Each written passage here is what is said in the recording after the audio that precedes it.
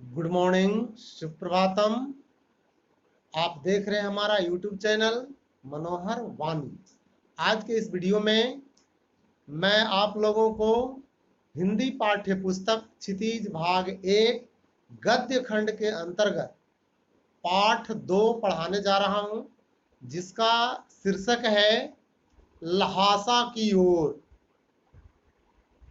और इसके लेखक हैं राहुल सांकृत्यायन।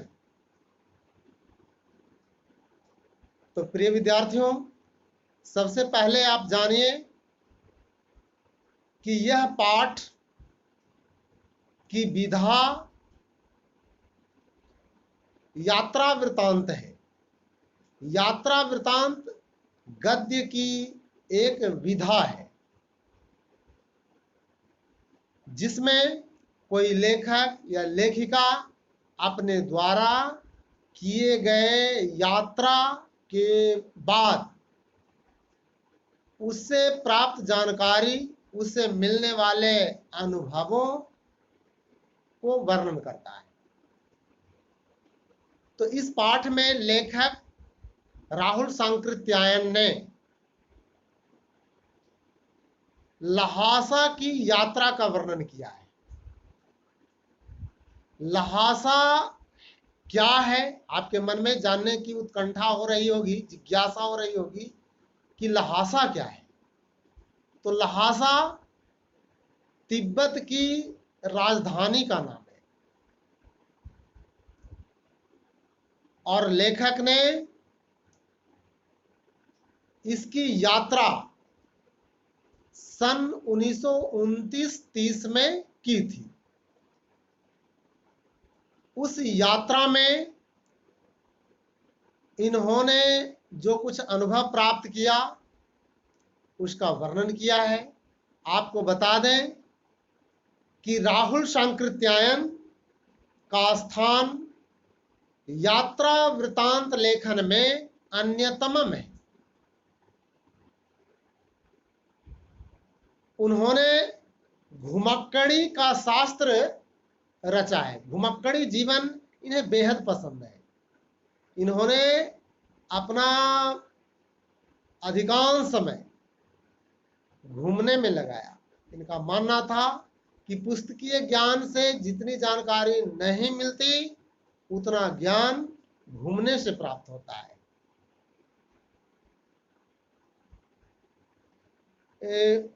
घुमक्कड़ी से यानी घूमने से मनोरंजन, ज्ञानवर्धन एवं अज्ञात स्थलों की जानकारी के साथ साथ वहाँ की भाषा, वहाँ की संस्कृति की भी जानकारी होती है, और इनका आदान प्रदान होता है।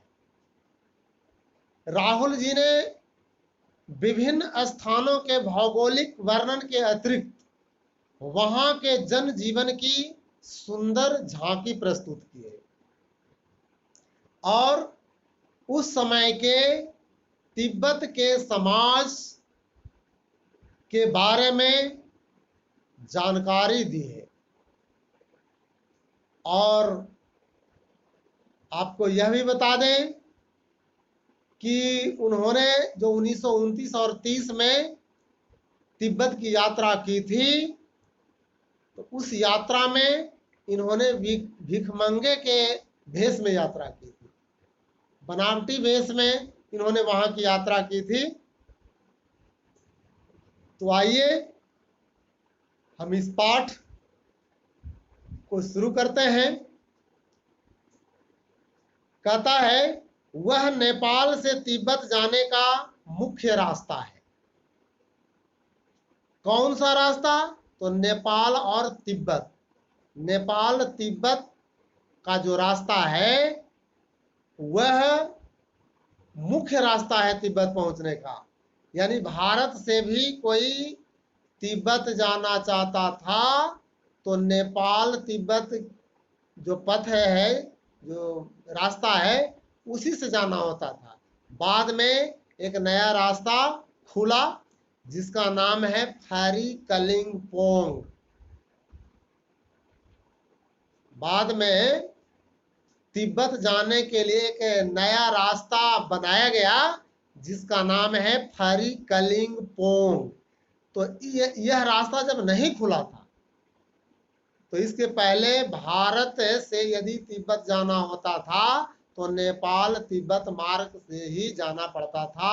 उसी रास्ते से भारत और तिब्बत से व्यापार भी होता था। कताफरी कलिंगपोंग का रास्ता जब नहीं खुला था तो नेपाल ही नहीं हिंदुस्तान की भी चीजें इसी रास्ते तिब्बत जाया करती थी।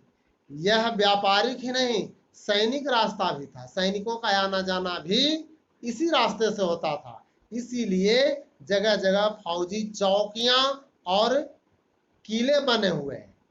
चौकियां क्या है? सुरक्षा के लिए बनाई गई जगह जहां पर सैनिक पहरा देते हैं, सिपाही पहरा देते हैं, उसको चौकी बोलते हैं, आउटपोस्ट बोलते हैं। तो जगह जगह पर फौजी चौकियां और किले बने हुए हैं जिनमें कभी चीनी पलटन रहा करती थी। चीनी पलटन यानी चीन की सेना रहा करती थी। आजकल बहुत से फौजी मकान गिर चुके हैं। फौजी मकान बहुत से नष्ट हो गए, गिर गए हैं। दुर्ग के किसी भाग में, दुर्ग मतलब किला, तो किला के किसी भाग में जहां किसानों ने अपना बसेरा बना लिया है वहां घर कुछ आबाद दिखाई पड़ते हैं। तो बहुत से किले छोड़कर सैनिक चले गए। उन किलों पर स्थानीय किसानों ने डेरा जमा लिया, बसेरा बना लिया है, तो वहां जगह आबाद दिखता है। अन्यथा वह जगह बिल्कुल वीरान सा है, बेगाना सा है। ऐसा ही परित्यक्त एक चीनी किला था। परित्यक्त मतलब होता है छोड़ा हुआ। जिस किले को चीनी सैनिकों ने छोड़ दिया था उस किला के बारे में कहता है परित्यक्त किला। तो उस तरह के परित्यक्त किला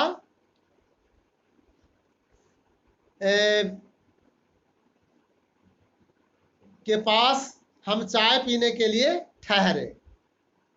तिब्बत में यात्रियों के लिए बहुत सी तकलीफें भी हैं और कुछ आराम की बातें भी। वहां जाति पाति छुआछूत का सवाल ही नहीं है। वहां जाति पाति छुआछूत ये सब भेदभाव नहीं है, बहुत अच्छी बात है। और न औरतें पर्दा ही करती है, औरतें पर्दा भी नहीं करती है। बहुत निम्न श्रेणी के भिखमंगे को लोग चोरी के डर से घर के भीतर नहीं आने देते। जो बहुत घटिया किस्म का भिखमंगा होता है, छद्म वेश बना करके, बनावटी वेश बना करके लूटपाट करने का काम करते हैं, उस तरह के घटिया भिखमंगे को छोड़ करके यदि अच्छे विचार के हैं तो आप बिल्कुल घर के भीतर चले जा सकते हैं। चाहे आप बिल्कुल अपरिचित भी हो तब भी घर की बहू या सासू को अपनी झोली में से चाय दे सकते हैं। अपनी झोली में से चाय पत्ती निकाल करके दे दीजिए, वे चाय बना करके आपको पीने के लिए दे देंगे। वह आपके लिए उसे पका देगी, यानी चाय बना करके दे देगी।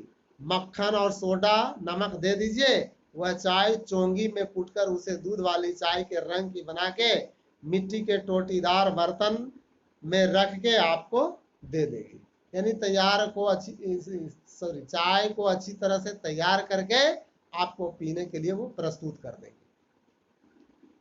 आप अपरिचित भी है फिर भी इतना कर देंगे। यदि बैठक की जगह चूल्हे से दूर है, जहाँ किचन है, जहाँ चूल्हा है, वहां से दूर यदि ड्राइंग हॉल है, बैठने की जगह है, और आपको डर है कि सारा मक्खन आपकी चाय में नहीं पड़ेगा, आपने जो कुछ दिया चाय बनाने के लिए, आपको लगता है कि हो सकता है कि चीनी रख ले, चाय पत्ती रख ले, तो आप पास में जा करके भी ठहर सकते हैं, बैठ सकते हैं।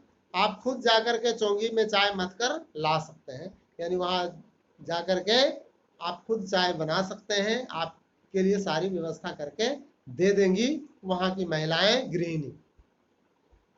चाय का रंग तैयार हो जाने पर फिर नमक डालने की जरूरत होती है।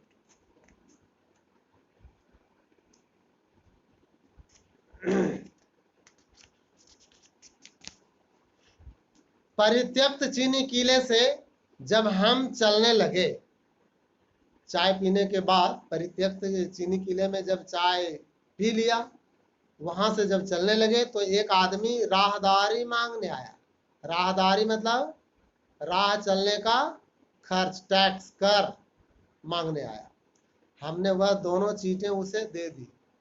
तो जब राहदारी मांगने आया, राह का खर्च मांगने आया, टैक्स मांगने आया, तो लेखक ने 2 चीटें उसे थमा दी। चीट यानी पर्ची। शायद उसी दिन हम थोंगला के पहले के आखिरी गांव में पहुंच गए थे। थोंगला जगह का नाम है, उसके आखिरी गांव, अंतिम गांव में पहुंच गए थे। यहाँ भी सुमति के जान पहचान के आदमी थे। सुमति लेखक का सह यात्री है, साथ साथ यात्रा करने वाला है, जिसका नाम है सुमति। तो सुमति के जान पहचान के आदमी थे और भिखमंगे रहते भी ठहरने के लिए अच्छी जगह मिली। क्योंकि सुमति के जान पहचान के वहां बहुत से सारे लोग थे, इसलिए भिखमंगे के वेश में होने पर भी ठहरने के लिए अच्छी जगह मिल गई। 5 साल बाद हम इसी रास्ते लौटे थे और भिखमंगे नहीं, एक भद्र यात्री के वेश में, जेंटलमैन के रूप में, भद्र नेक व्यक्ति के रूप में जब घोड़े पर सवार होकर आए थे, फिर भी उतना सम्मान नहीं मिला। किंतु उस वक्त किसी ने हमें रहने के लिए जगह नहीं दी और हम गांव के एक सबसे गरीब झोपड़े में ठहरे थे। बहुत कुछ लोगों की उस वक्त की मनोवृत्ति पर निर्भर करती है। मनोवृत्ति यानी मन के भाव पर, विचार पर निर्भर करता है, किस समय किस तरह का विचार है। यदि मनोवृत्ति अच्छी है, जिस समय आप उस घर में पहुंचे हैं, उसका विचार अच्छा है, मन अभी ठीक है, तो ठहरने के लिए मिल जाता है। यदि जिस समय आप पहुंचे उसका मन मिजाज ठीक नहीं है, तो ठहरने के लिए नहीं भी मिल सकता। यानी उस समय की स्थिति पर निर्भर करता है कि आपको ठहरने के लिए मिलेगा या नहीं, समय पर निर्भर करता है। शाम के समय में अक्सर लोग छंग पी करके मस्त रहते हैं। छंग एक प्रकार का पेय पदार्थ है, शराब के जैसा। तो शाम में शराब लोग पिए हुए रहते हैं, इसलिए अच्छे बुरे का ख्याल उन्हें नहीं होता है।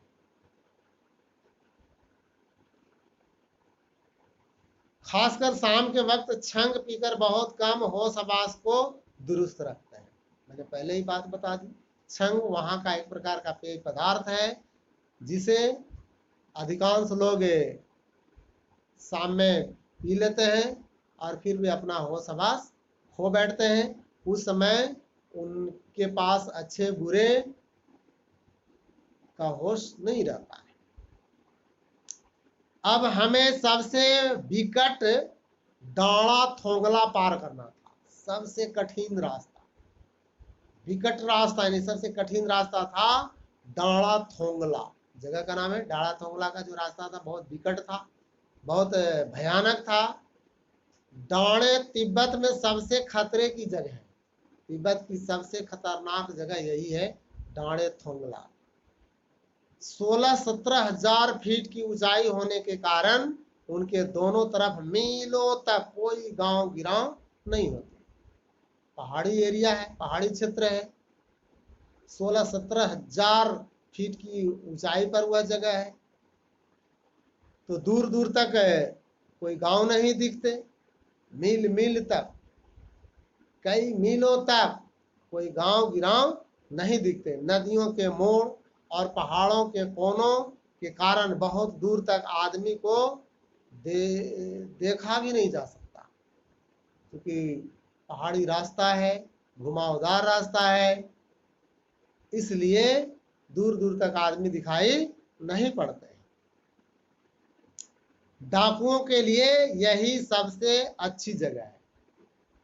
डाकू के लिए तो सुनसान जगह ही अच्छी होती है, लूटने के लिए उसे इसी तरह की जगह चाहिए।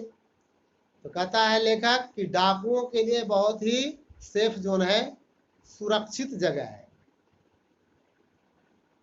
तिब्बत में गांव में आकर खून हो जाए तब तो खूनी को सजा भी मिल सकती है। किसी गांव में यदि मर्डर कोई कर देता है, खून कर देता है, तो सजा मिल सकती है। लेकिन इस निर्जन स्थानों में मरे हुए आदमियों के लिए कोई परवाह नहीं करता। निर्जन स्थान में यानी डांडे थोंगला के इर्द गिर्द यदि किसी की मृत्यु हो जाती है, किसी को कोई मार देता है, तो वहाँ कोई देख रेख करने वाला नहीं है, वहाँ पुलिस व्यवस्था भी नहीं है। इसलिए उस क्षेत्र में हत्या हो जाना आम बात है, छीनताई की घटना आम बात है। लोग एक खुलेआम बंदूक पिस्तौल लेकर के घूमते हैं।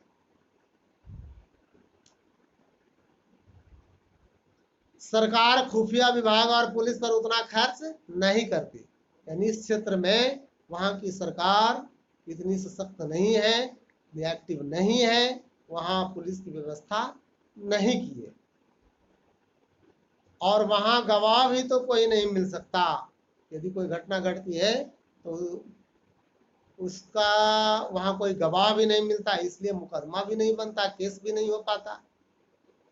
डकैत पहले आदमी को मार डालते हैं। डकैत क्या करता है, सबसे पहले आदमी को मार डालता है, उसके बाद देखते हैं कि कुछ पैसा है कि नहीं। मारने के बाद पैसा ढूंढते हैं उसकी जेब में, उसके थैले में।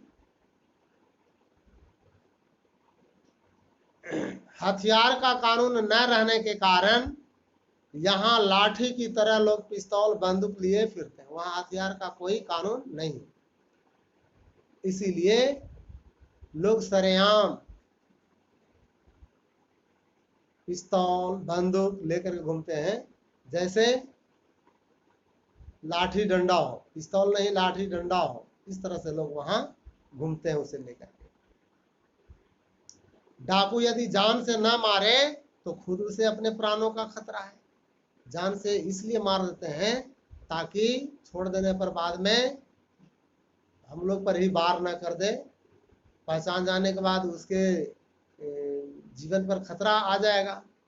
इसीलिए वह राहगीरों को लूटने के लिए मार ही देता है पहले, उसके बाद उसे पैसे वगैरह छीनते हैं। गांव में हमें मालूम हुआ कि पहले ही साल थोंगला के पास खून हो गया, यानी मर्डर, हत्या। शायद खून की हम उतनी परवाह नहीं करते क्योंकि हम भिखमंगे थे। लेखक आश्वस्त है, लेखक को विश्वास है कि मेरे साथ इस तरह की कोई घटना नहीं घट सकती, क्योंकि यह भिखमंगे के भेष में यात्रा कर रहा था, भेष बदल लिया था। भिखमंगा को जल्दी कोई नहीं मारते हैं, उसे परेशान नहीं करते हैं, इसीलिए इसने छद्म वेश बनाया था, बनावटी वेश बनाया था।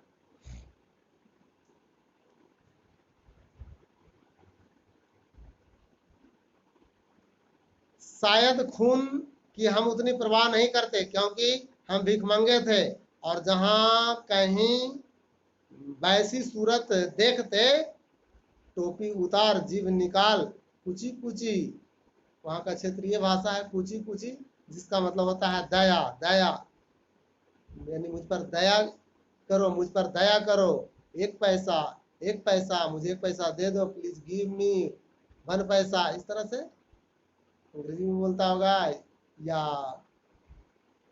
फिर क्षेत्रीय भाषा में बोलता है कि एक पैसा दे दो, कहते भीख मांगने लगते हैं।